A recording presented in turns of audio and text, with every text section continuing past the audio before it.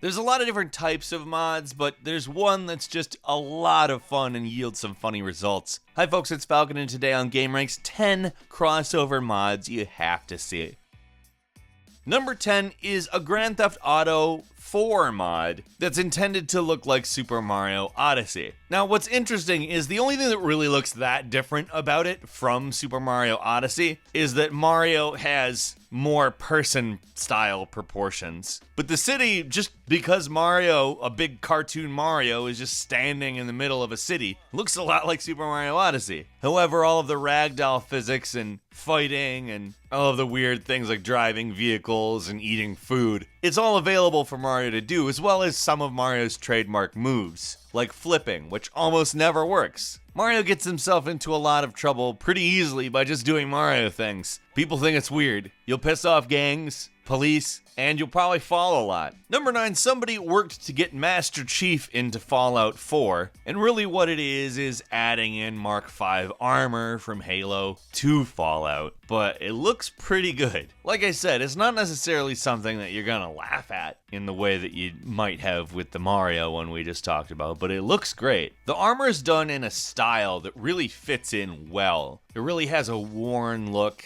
and weirdly enough, just doesn't seem that out of place for the fact that Halo is super futuristic and Fallout is retro futuristic. There's some artistic liberties made, but honestly, I would say that it's highly recommended if you think that that's a fun idea. I do, by the way. Number 8, people do some pretty interesting ROM hacking, and the Wii U version of Smash Bros. Has had Shovel Knight added into it. It's essentially a skin mod, a different character model, and it looks very good, honestly. Honestly, considering how cool Shovel Knight is and how perfect a fit it is for a Nintendo console, I have been playing the Shovel Knight on the Switch, I'll be saying that right off. It's cool to see Shovel Knight in Smash, and it's fun to play. I mean, there are still some bugs. Having tons and tons of Shovel Knight, 6 of them in the 8-player mode, causes some pretty bad lag, but hey, it's a character, honestly, that should be in Smash, I think. Number 7, somebody created a portal gun for Fallout 4, which, as you might suspect, is completely awesome. Now, the portals look a little bit different than they do in Portal, but they function the same. It even comes with its own little bit of lore as an Institute invention, and it doesn't work exactly the same. You have to equip and unequip and re-equip to change portal colors, but once you're using portals in Fallout 4, it's just like, I don't know, it's fun as hell. There should be a mod to use a portal gun in literally every game. There's no reason not to. It allows you to do so much exploration and goofiness and even some weird combat things that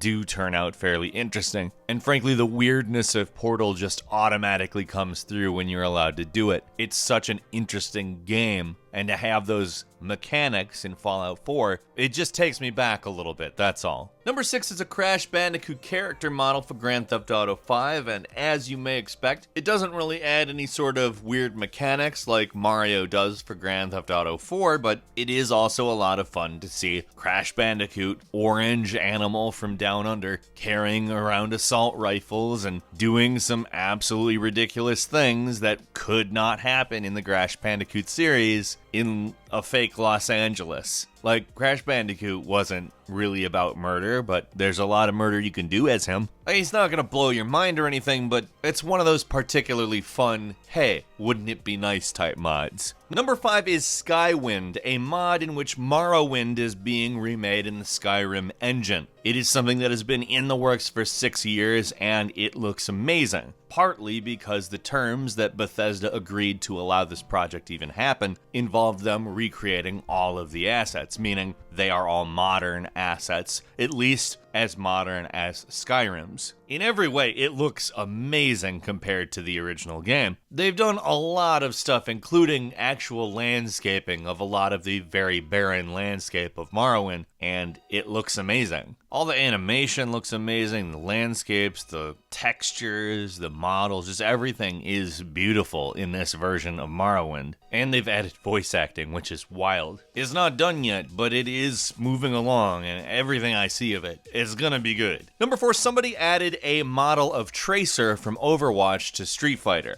Now, it's a reskin of Cammy, so it's not like an entirely new character or anything. If you know how to play as Cammy, you can play as Overwatch Overwatch's Tracer with this mod without very much learning, but it looks really cool, and honestly, seeing it makes you think, hey, that would be kind of cool if they had an Overwatch fighting game. It could work. Honestly, it could really, really be an interesting thing. On account, Overwatch, as far as a shooter goes, is actually a lot closer to a fighting game, with every character having different roles, different moves, and honestly, that could translate pretty easy, I think. It makes you think about that kind of thing, and that would indeed be cool. Number 3 is the Pokeball in Grand Theft Auto 5, a kind of minigame, kind of weapon, kind of just bizarre thing that's only possible because of the modding community. You have to weaken a foe, and then you can trap them in a Pokeball to unleash them later to fight on your side, which is quite interesting. Now, it's not perfect. It doesn't act like it should act entirely. And also, pedestrians are super,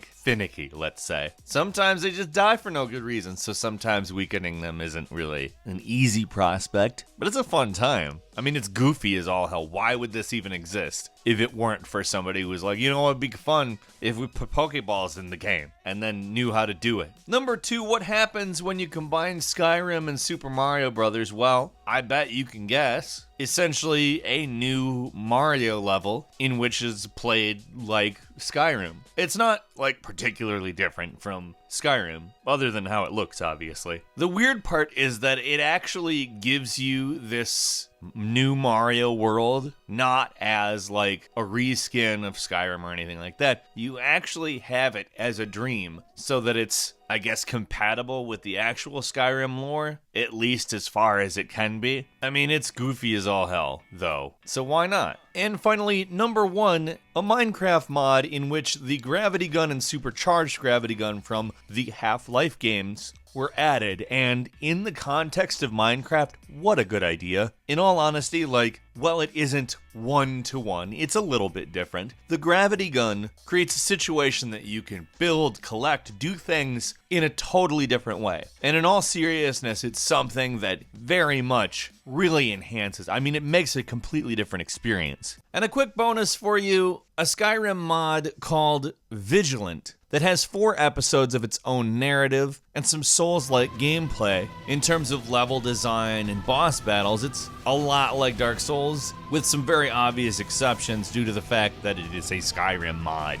It's pretty sweet. There's a fully voiced English translation of it that really comes off like a game. It's pretty awesome what people can do. What kind of crossover mods have you ever gotten yourself into? There's some really goofy stuff you can find, but there's also some very serious, interesting things like Vigilant. And what do you prefer? Leave us a comment if you like this video. Please click the like button. And if you're not subscribed now, it would of course be a great time to do so. We upload brand new videos every day of the week, and the best way to see them first is of course a subscription. As always, we thank you very much for watching this video. I'm Falcon. You can follow me on Twitter at FalconTheHero. We'll see you next time right here on gameranx.